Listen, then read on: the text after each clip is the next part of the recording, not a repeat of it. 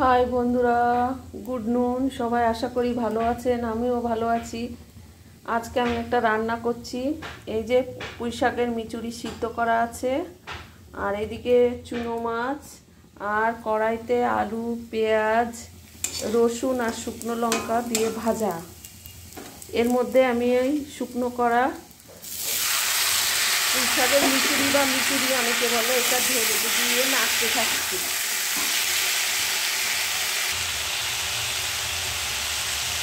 এবার ভালো করে ভেজে নিচ্ছি।